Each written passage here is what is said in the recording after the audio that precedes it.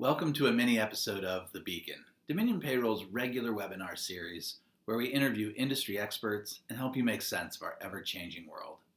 In these mini episodes, we aim to shine a spotlight on nonprofits and community partners around the country who are doing great things and making an impact where it is needed most. As many of you know, Dominion Payroll is a champion of mental health in all of the communities where we operate. And so it is with great pleasure that I welcome Brian Patrick, founder of Beyond Broken, a nonprofit in Atlanta, Georgia, that aims to reduce the stigma surrounding mental health issues and connect folks with high-quality mental health care. A quick note, this interview does contain brief references to sexual assault and suicide. Now, let's get to know Brian and Beyond Broken. Brian, thank you so much for joining me today. I'm eager to have this conversation and to learn a little bit more about your organization. Thank you for having me, Kevin. I appreciate you guys having me on. For sure. Um, you know, for our audience that maybe hasn't heard of Beyond Broken, tell us a little bit about your background prior to founding your organization, and we'll sort of get into the story of where Beyond Broken comes from. Okay, sure.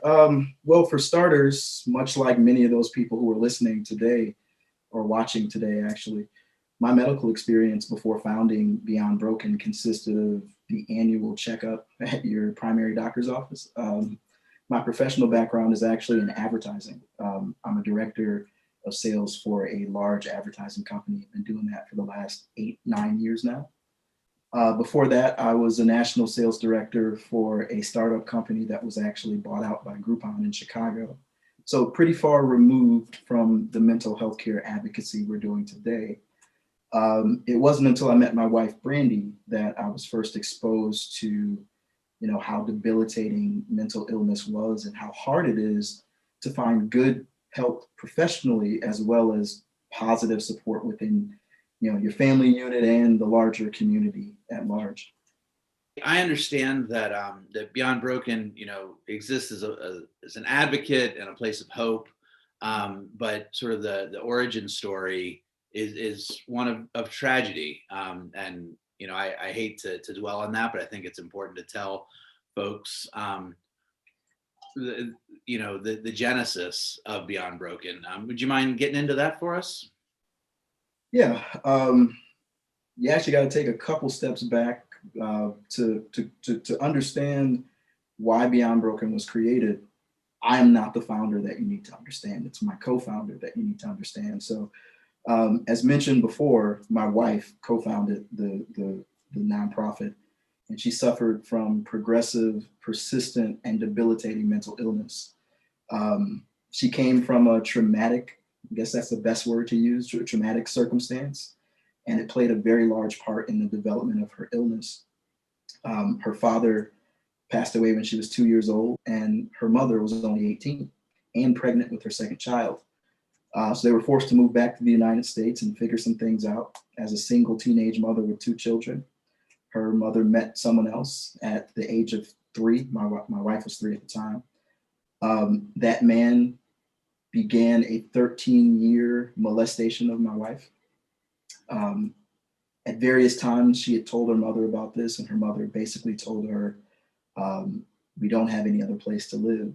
So my wife, as a child, was forced to endure and normalize constant abuse to her mental and her body and her innocence. At 16, my wife's mother committed suicide. She was 31 at the time. Sadly, my wife was the person who found her mother. And so on top of the trauma of, losing your mother, she also had to deal with spending another 2 years living with her molester with no buffer, no protection at all. So you take all these traumas, any one of them could be a catalyst for a myriad of mental illnesses. And they were all left virtually unmanaged for years until we got married. We got married in 2013. We were able to manage for many years. However, in 2018, Brandy met a new counselor and a new psychiatrist, and they were both terrible. And through neglect and misdiagnosis and medication mismanagement, Brandy went from a person who dealt with mild depression to a person who was manic, had suicidal ideation, had anxiety so debilitating. There were many days she couldn't even get out of bed. Yeah. By the end of 2019, she had attempted suicide 3 times. Yet even through all of that, what she had been through in her life and what she had been through in that specific year, she still had hope to overcome and a dream to help others do so as well. So we filed the paperwork for Beyond Broken January 1st of 2020.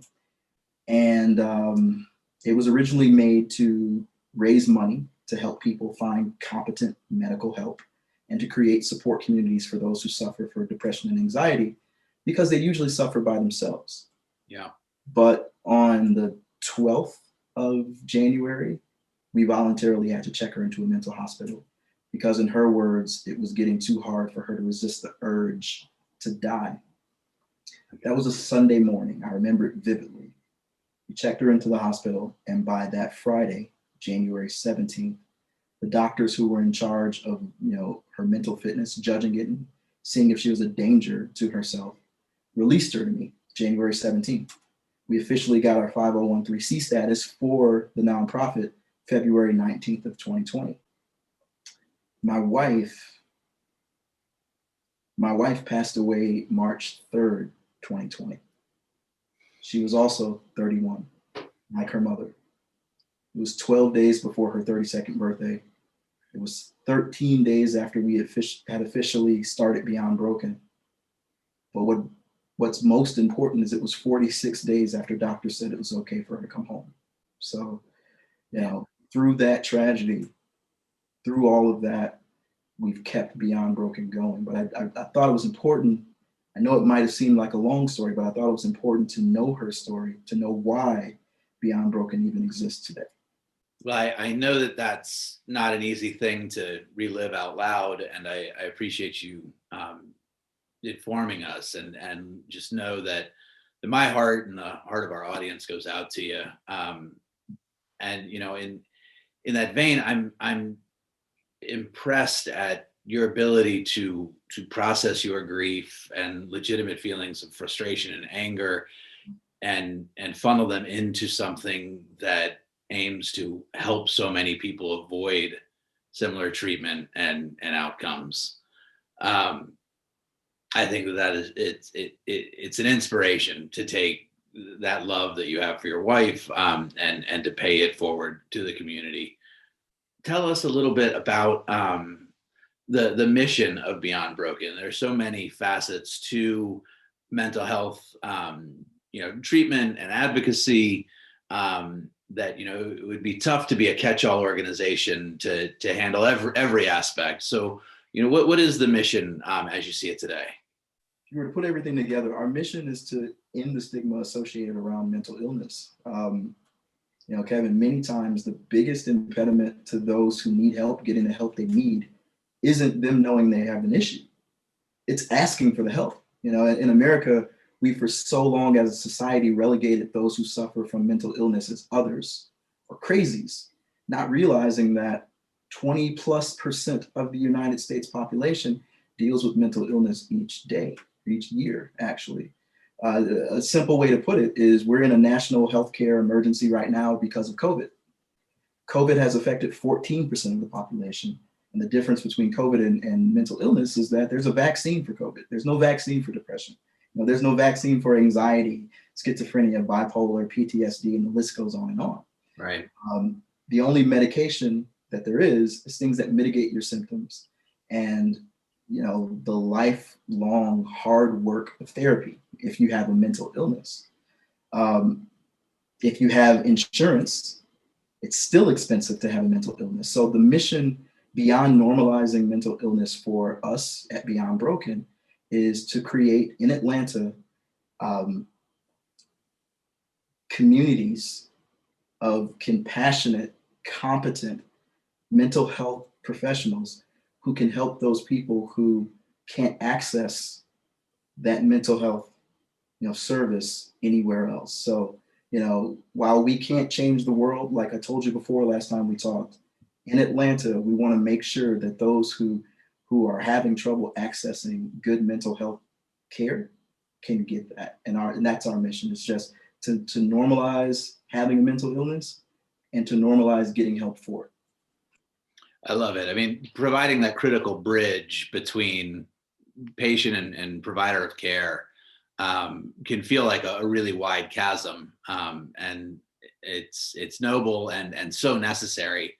As you alluded to, the sort of mental health crisis in this country, with 20% of people experiencing issues in this arena.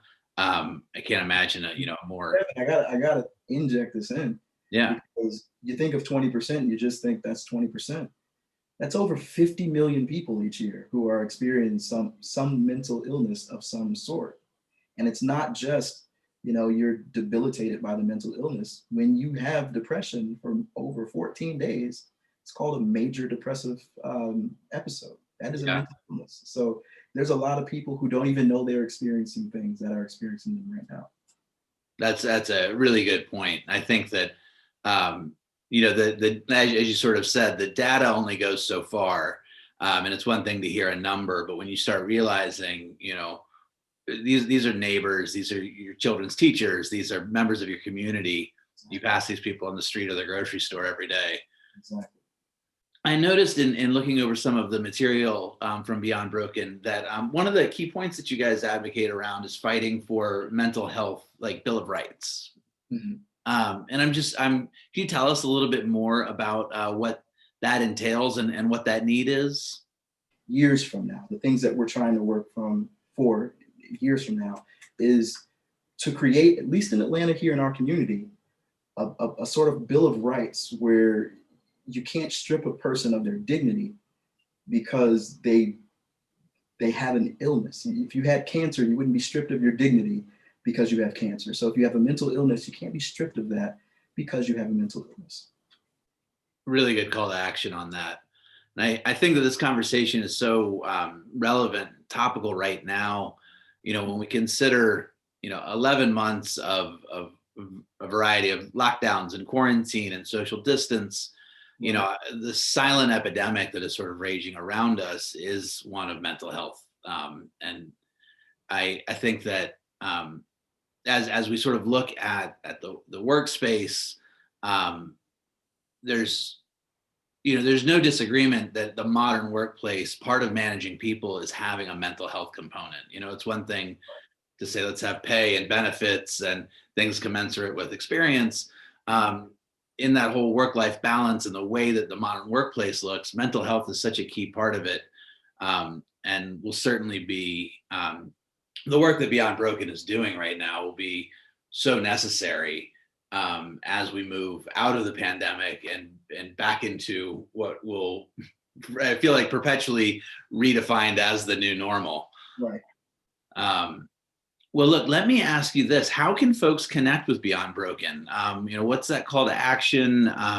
Is it dollars that Beyond Broken needs right now? Is it volunteer hours? How can folks support? We are really needing everything. So if you could go to beyondbrokenproject.org and donate, we'd love that. We need networking and access to a larger social awareness. So if you're watching this and you know someone in Atlanta who volunteers, I want to meet them. If you know someone in Atlanta who's a therapist or a doctor who could be part of our network, I want to meet them. Reach out to us at info@beyondbrokenproject.org. We'd love to meet them. This year, we're actually doing a socially distanced, responsible bowling fundraiser in Atlanta here, where you pledge per pin. So we've got about 50 people who can come out. That's all the city will allow us, but 50 people can come out. We bowl, we have fun, we raise money for the cause. For those of you who can't come, like I said before, we would love a donation. If you can't donate, that's perfectly fine too. Just pass along our information and just keep us top of mind. If you do nothing else and you don't help us at all, just check on your friends, check on your people every week, and make sure that the people in your life are doing well. Absolutely. So, folks out there that are seeing this, share this video, spread the word. And then if you have, contacts in Atlanta, the wider Atlanta metro area that work in mental health, reach out. We'll have that address on the screen. Brian, thank you so much for taking the time today. It's a real privilege to shine a light on your organization, and thanks for being so willing to share your story. No problem. No problem. Thank you for having me. I appreciate it. Like I said before, this is one of the things that we need. And, if there's anybody else out there who's sitting in Kevin's chair in your company and would like to have us on, my schedule is always open to talk about Beyond Broken. Thank you for tuning in to this mini episode of The Beacon. For future episodes and past recordings, please head on over to dominionpayroll.com and click the resources button at the top of the homepage. We hope you enjoyed getting to know Brian Patrick and the story of Beyond Broken today. Until next time, be well out there.